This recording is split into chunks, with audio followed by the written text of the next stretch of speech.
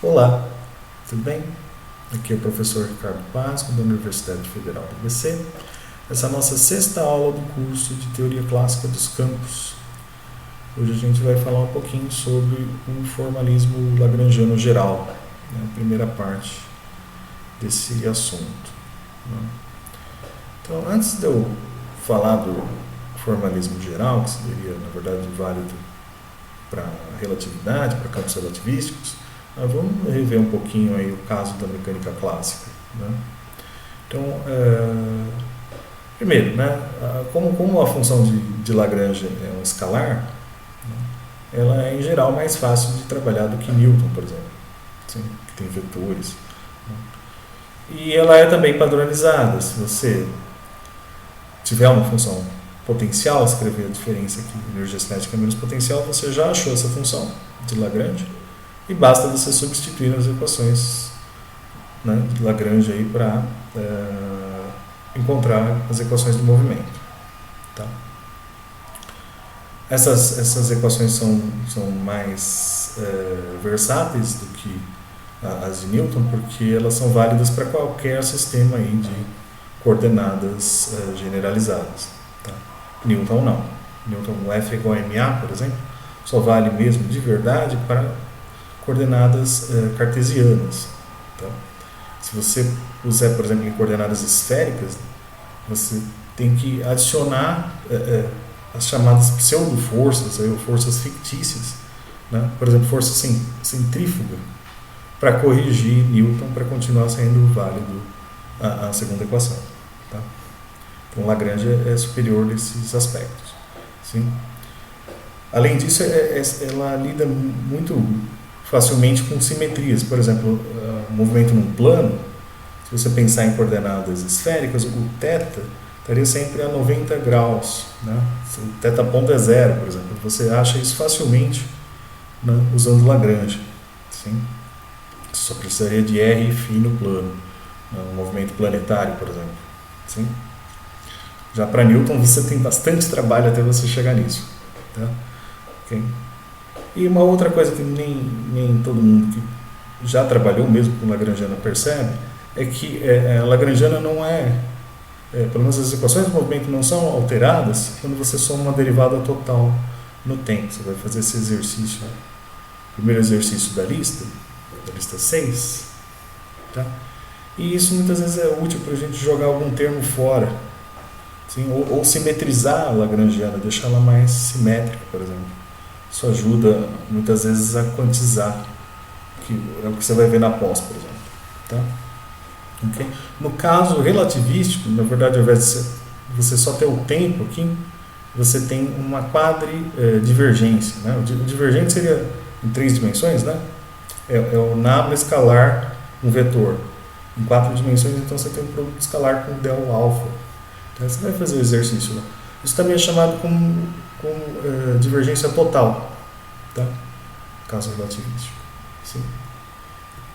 E é lógico, é fácil de estender, como a gente fez na aula passada, né? Pegar o discreto e passar para o contínuo, né? Tomando o limite ali, ou mesmo para o relativístico, como a gente vai ver hoje, o primeiro campo relativístico, a gente vai ver na aula de hoje. Tá? Mas sempre tem pontos negativos, né? Tá? Então, por exemplo, a equação do movimento sempre pode ser obtida, né? Toda equação do movimento pode ser obtida de uma Lagrangiana, a resposta é não. O caso mais famoso é a equação de Navier-Stokes, né? Da mecânica dos fluidos. Sim? Mas alguém pode argumentar, a mecânica dos fluidos não é tão fundamental, né? Porque a mesma coisa, por exemplo, sempre tem potencial. Se você pensar só em interações fundamentais, a resposta é sim. Agora, se você pensar em força de atrito, por exemplo, uma força dissipativa, a resposta é não. Então, para a maioria das interações fundamentais, aí, nós temos Lagrangiana sim. Tá? Então, esse ponto não é tão negativo assim. Sim. Outra coisa, ela é única. Como eu acabei de falar, você pode somar uma derivada total no tempo, não altera as equações. Então, ela não é única. Tá? Mas, por exemplo, essas duas lagrangianas aqui, ó. Faça massa igual a 1. Não, V ao quadrado sobre 2. Ou essa outra lagrangiana aqui, V ln de V. Né? V que é ponto, velocidade. Elas levam a aceleração zero, como é esperado aí por uma partícula livre. Sim, essas duas não têm potencial. Né? As duas chegam na partícula livre. Tá? Agora, qual delas é melhor? Né? A questão muitas vezes é qual delas é mais simples. Sim, é lógico que essa primeira aqui, essa Q ao quadrado sobre 2, aqui ponto ao quadrado sobre 2 é mais simples. A gente vai optar pela mais simples. Tá? Eu já vou usar isso logo mais. Sim? Bom, aqui eu já comentei, né? Tem que ter um potencial. Né? As forças têm que surgir aí, né? Derivarem do potencial. Né? E vínculos é um pouquinho chato. Às vezes, se você tem um vínculo simples, você pode colocar ele com um multiplicador de Lagrange, na Lagrangiana, tá? Okay. Mas casos mais complicados, os não holonômicos, a gente tem que tratar de outra maneira, tá? Mas é possível tratar também, sim? Muitos deles são possíveis de serem tratados. Tem outros aspectos aí, mas eu não vou precisar frisar agora, tá? Posso passar para a Hamiltoniana? Pode, muitas vezes a gente vai passar para a Hamiltoniana, né? Para o formalismo hamiltoniano. O formalismo hamiltoniano, né, é P que ponto menos L, mas eu sempre consigo passar para o hamiltoniano, a resposta também é não. Tá? Só quando essa relação aqui que vai te dar o momento em função da velocidade, né? Afinal de contas a gente vai trocar o P pelo V aí, né? Sim, pelo Q ponto, né? É uma transformada de Legendre, né? Essa função aqui, né? Sim. Então isso só vai ser válido quando o jacobiano dessa transformação for não nulo, tá? Ou, né, substituindo a forma do P aqui, isso também é a matriz hessiana, que é o determinante dessa matriz hessiana diferente de zero, tá? Então você só passa por hamiltoniano nesses casos, sim? Que não é geral. Muitas vezes, no caso relativístico, você não tem essa passagem. Tá? Então, nesse aspecto, por exemplo, o lagrangiano é superior ao hamiltoniano. Tem um outro aspecto também que, como se você tiver essa função, e essa função também, né, que é o caso, por exemplo, quando o potencial não depende do tempo, tá? Ela também é uma constante do movimento, que a gente vai chamar de energia, muitas vezes, né? Quando você tem o H igual a E, né? Existe então uma quebra na simetria de espaço-tempo, e você não enxerga diretamente que a hamiltoniana é uma parte, né?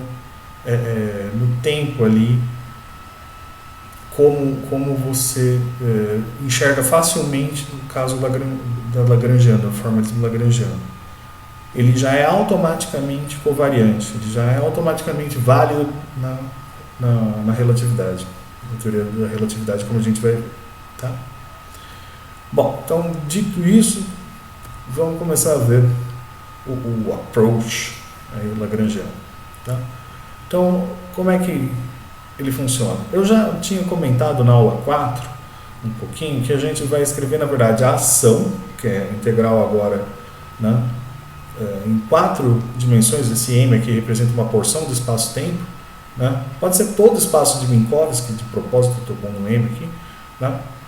Então vou integrar sobre o espaço-tempo com a densidade agora de Lagrangiano. Então a gente está trabalhando no caso relativístico, né?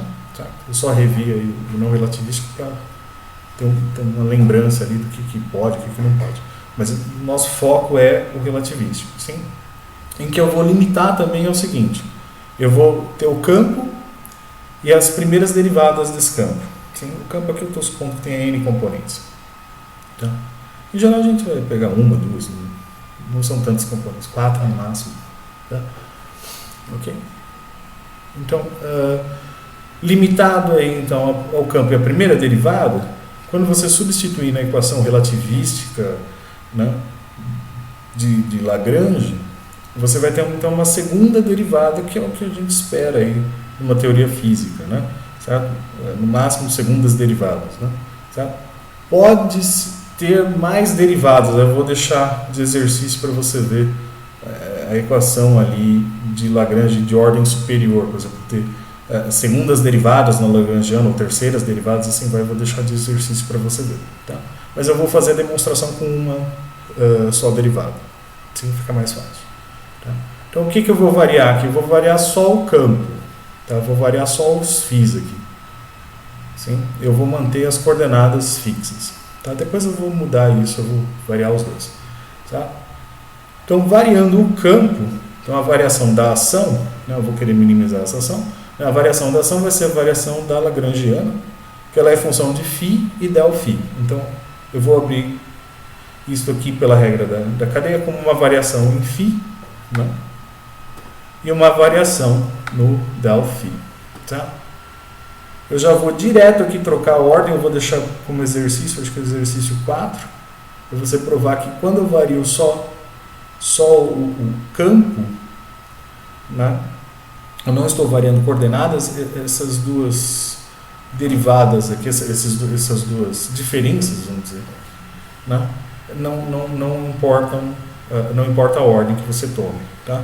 Então eu já vou trocar a ordem aqui, igual eu fiz na aula passada, né? Na aula retrasada, acho, né? Da dinâmica da partícula, acho que tem umas aulas atrás. Vou trocar a ordem aqui, sim? Ok?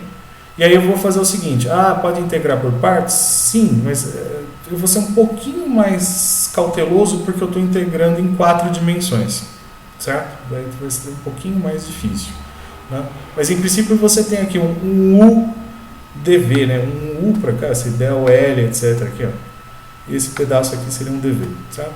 Então daria simplesmente UV menos VDU, certo? Então aqui já tem um menos, né? V, né, o UdV menos dV. Acho que eu estou trocando a ordem aqui, mas tudo bem. De qualquer forma, eu escrevi aqui os dois termos derivados, tá? E eu estou subtraindo a derivada atuando só no primeiro termo. Aqui eu tenho um produto de dois termos aqui, sim? Eu tenho o primeiro termo aqui, o segundo termo. Eu estou escrevendo a derivada dos dois juntos, aqui esse último termo aqui, ó. Sim, é difícil, não dá para marcar aqui, infelizmente. Derivada do produto dos dois, mas eu estou tirando a parte que eu coloquei a mais, que seria a derivada no primeiro fator, certo? Legal. Então, esses dois termos juntos, né, vão me dar a equação que eu estou procurando, tá? E esse último termo aqui, como é uma integral de uma quadridivergência ou de uma divergência total, igual eu comentei, na verdade a ação não é modificada com isso, tá? É por isso que a gente pode jogar fora. De verdade mesmo, eu estou fazendo o seguinte aqui, ó. Eu estou fazendo um teorema de Gauss, só que em 4 dimensões, né? Seria um divergente de um campo. Sim, isso aqui tem um índice alfa para cima, aqui esse objeto entre colchetes aqui. Sim. O divergente deste campo, integrado em 4 dimensões? Sim. Então, na verdade, isso cai para 3 dimensões. Isso é só na fronteira da minha porção aí do espaço-tempo que eu estou integrando, tá? Como é que você pode visualizar isso? Imagine o seguinte, imagine só de 2 dimensões de espaço e essa linha vertical aqui como tempo, tá? Então cada corte aqui, pelo menos no espaço plano, seria um plano, né, em que você teria uma porção espacial e que, se você limitar no tempo, por exemplo, né, o meu campo surgiu num certo instante e sumiu no outro instante. Por exemplo, eu ligo um campo elétrico no instante t igual a 0 e desligo ele, sei lá, 1 hora depois. Então, num certo intervalo de tempo, existe um campo aqui, né? Então, essas duas superfícies aqui, essa superfície final e essa superfície inicial, né, estariam representando a fronteira no tempo, né? E o campo estaria assim, confinado aí, né? Então, ele seria 0, por exemplo, antes e 0 depois. Então, essas condições iniciais no del M aqui, lógico, eu só estou fazendo uma direção que seria temporal aqui, seria o alfa igual a zero, só para você entender. Eu teria que fazer nas outras 4. Sim? Estaria limitando o campo a uma certa porção do espaço-tempo. Então, nesse instante eu sei perfeitamente como são as configurações do campo. Eu só vou deixar variar aqui dentro, entre essas duas superfícies. Tá? Então, dentro tem uma variação que é o del φ, porém nas bordas essa variação tem que ir a zero. Sim? Igual a gente fez na partícula relativística.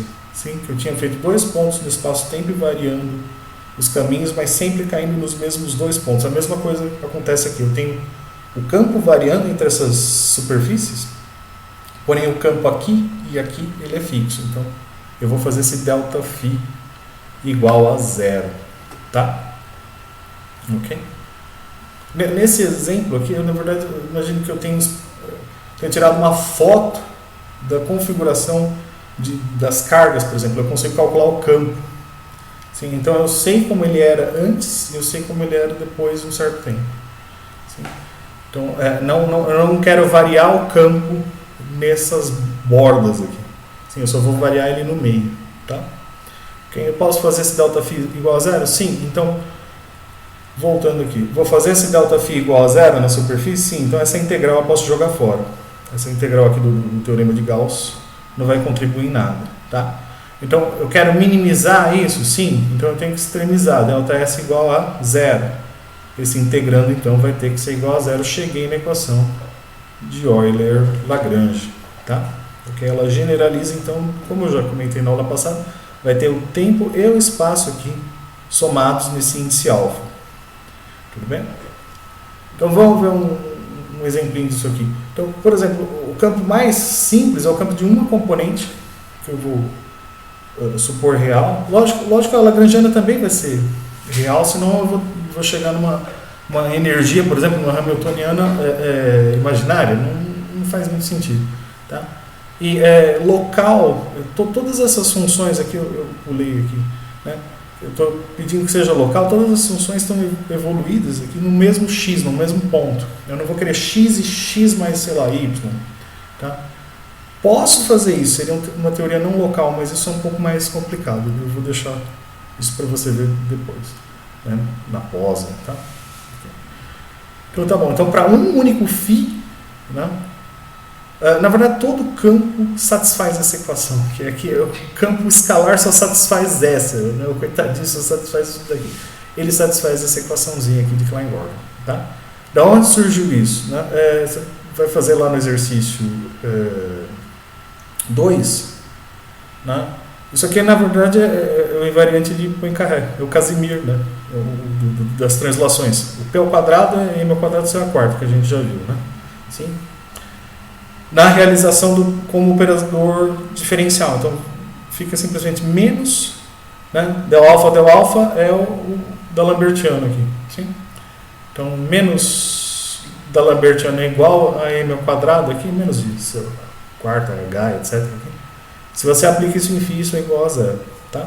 Ou menos da Lambertiano é igual a mais o μ ao quadrado. Né? Vezes φ, aplicado a φ. Então, você vai fazer o exercício 2. Tá? Então, ele satisfaz essa equação? Sim, mas isso também pode ser feito usando essa lagrangiana aqui, ó, que você vai jogar na equação de Euler-Lagrange que eu deduzi aqui em cima. Tá? Então, cuidado com índices aqui. Eu deixei um aviso lá. Ó, isso aqui é um índice mudo, sim? Ele está sendo somado. Tá? Não vai usar o mesmo índice aqui, ó, que já tem outro índice aqui. Sim? Não vai usar alfa e alfa aqui, sei lá, usa beta, ou põe outro nome aqui, senão você vai errar isso aqui feio. Tá? Ok? E lógico, aqui só tem um φ. Sim? Você consegue fazer isso? Aqui, na verdade, é a mesma coisa que isso aqui é o quadrado.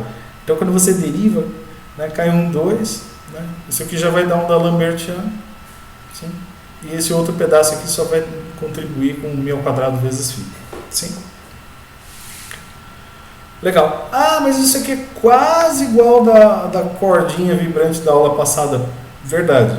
É só fazer o Mi igual a zero, a massa, né, do campo igual a zero. Não é a massa da corda, né? É a massa do campo. Sim? É a massa da propagação aí ao longo da linha. Tá? Você recorda isso da aula passada, se você fizesse M igual a zero. Sim? Ok? Ah, e tem que reescalar o campo aqui, né? Tem que absorver a densidade linear da corda para ficar igualzinho. Sim? Se você mata esse termo aqui, absorve no φ, você percebe que Klein-Gordon seria o limite para massa zero da cordinha vibrante. Tá? Ok? E se eu variar os dois ao mesmo tempo agora? Se eu variar o espaço-tempo, as coordenadas, espaço-tempo, e os campos também. Tá? Eu vou fazer tudo em primeira ordem, já é suficiente, já você vai ver que é chato, para se perder não precisa nada. Assim. Eu vou parar tudo em primeira ordem, então, por exemplo, essa equação que eu fiz agora há pouco, aqui, eu tinha que fazer a segunda variação para ver se é realmente um mínimo, mas eu vou parar em primeira ordem, já é suficiente. Tá? Okay? Então eu tenho uma transformação aqui da coordenada, mesma coisa para o campo. Tá? Note o seguinte, no campo, como eu já estou frisando faz tempo, aí, o campo muda não só a sua forma, como ele muda o argumento, que o teu x passou para x'. Tá?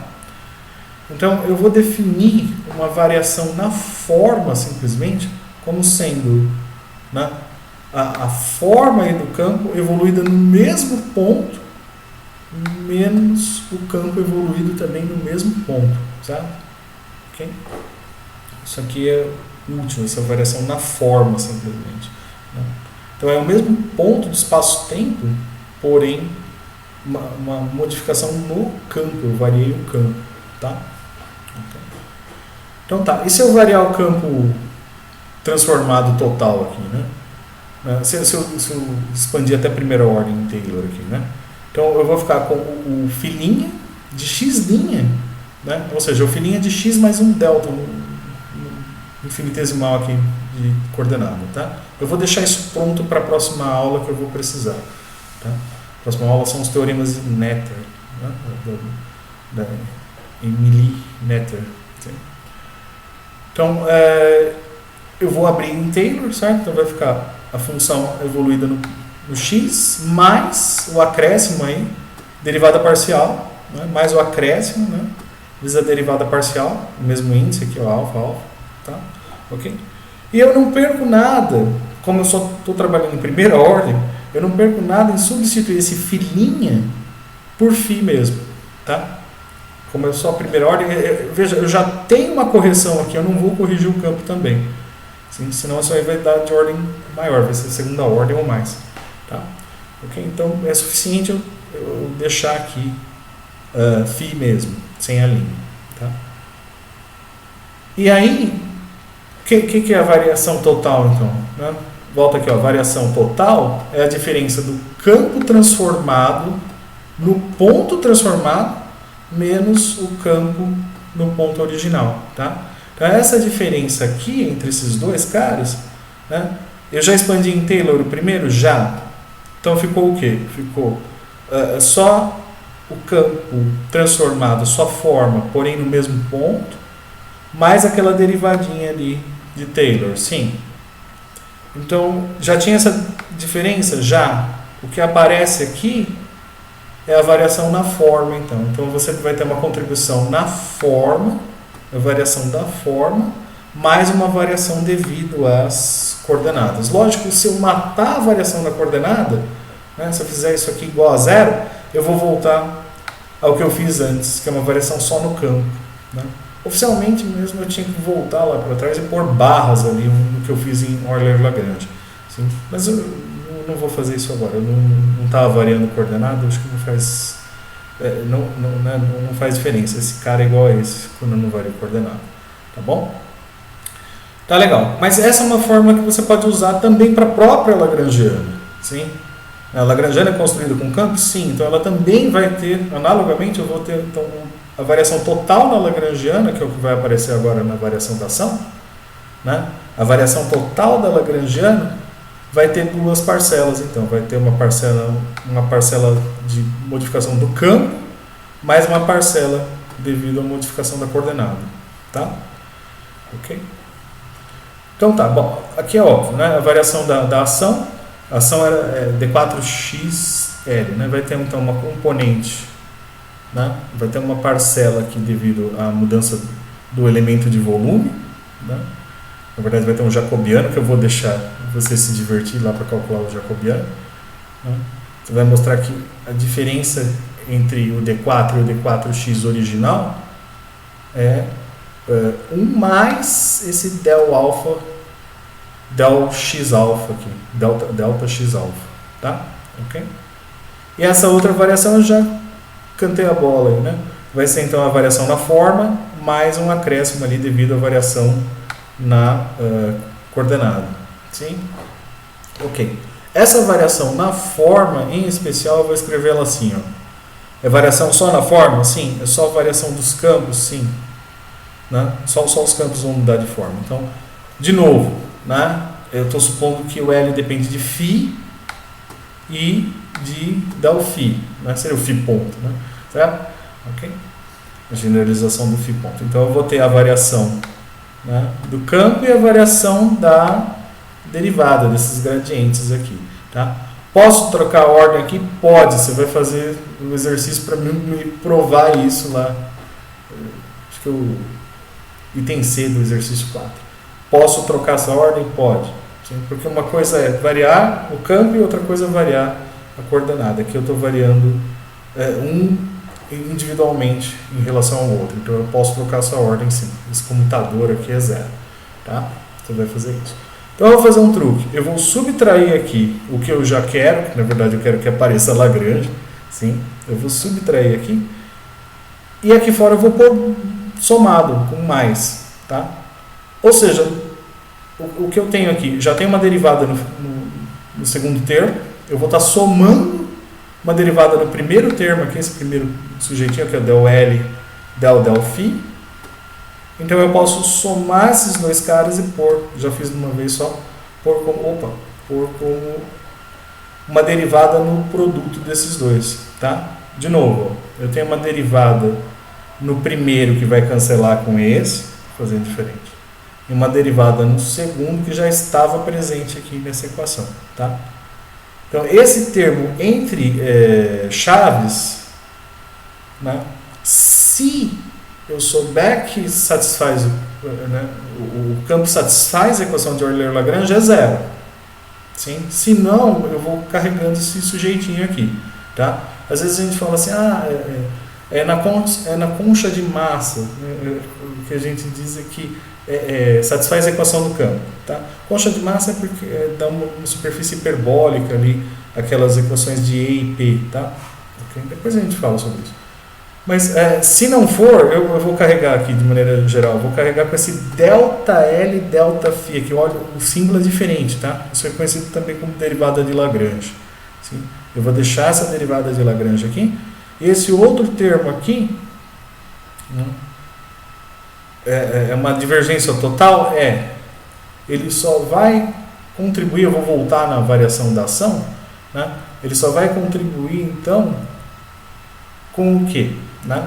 Então, vamos voltar com todos os termos aqui, vamos substituir todos os termos. Bom, aqui tem a variação na forma da Lagrangiana, tem esses dois termos aqui, né? Eu tenho que multiplicar vezes D4x. Ó. Todo mundo vai ter um D4x, aqui já tem um D4x, aqui já tem outro D4x. Né? Então eu vou ficar com o primeiro termo aqui, ó, del alfa, delta x alfa, tá aqui, ó, del alfa, delta x alfa vezes a Lagrangiana original, né? Mais a derivada de Lagrange, ó, vindo deste termo aqui, ó, mais essa divergência total, essa quadridivergência, ó, tá aqui a quadridivergência, né? Sim? Mais o último termo ali devido à variação da coordenada ali, né? Ali, ó, aqui, ó. A variação da coordenada na variação total da Lagrangiana, certo? Ok? Então, os 4 termos estão aqui. Tá? Nota, este último, com este primeiro termo aqui, de novo, eu tenho uma derivada, já pus o D4x em evidência, eu tenho uma derivada atuando no segundo, ó, no ΔX alfa, e eu tenho uma derivada atuando no primeiro aqui, na Lagrangiana, na densidade lagrangiana. Tá? Eu nem vou mais falar densidade lagrangiana, para mim esse L aqui já é lagrangiana mesmo. Tá? Então eu posso colocar esses dois sujeitos como uma derivada só, sim? Fechar uma derivada só, está aqui já. Ó. Esse produto, o primeiro termo com o segundo termo, dentro dessa derivada que já existia uma aqui, uma quadra de divergência. Então agora eu tenho uma baita quadra de divergência aqui entre colchetes. Tá? E essa equação é o nosso ponto-chave aí da aula de hoje. Eu vou precisar dessa equação para provar os 2 teoreminhas de Noether, os dois teoremas da Noether na próxima aula. Tá? Okay? Que relacionam aí as simetrias da Lagrangiana com uma coisa que a gente vai chamar de carga conservada. Tá? Não é sempre carga, não tem isso em mente, aqui é o nome mesmo. Tá? Mas, por exemplo, a energia vai ser uma constante, né, caso a Lagrangiana não dependa do tempo e assim por diante. Tá? O momento, caso você tenha invariância por translações e assim por diante. Tá? Okay? Então essas coisas saem aí, desses teoremas, que vai ser o que a gente vai ver na próxima aula. Tá? Então guarda essa equação aí, na próxima aula a gente vai usar. Tá bom? É isso aí. Qualquer dúvida me mande e-mail. Tá? Então, tchau, tchau.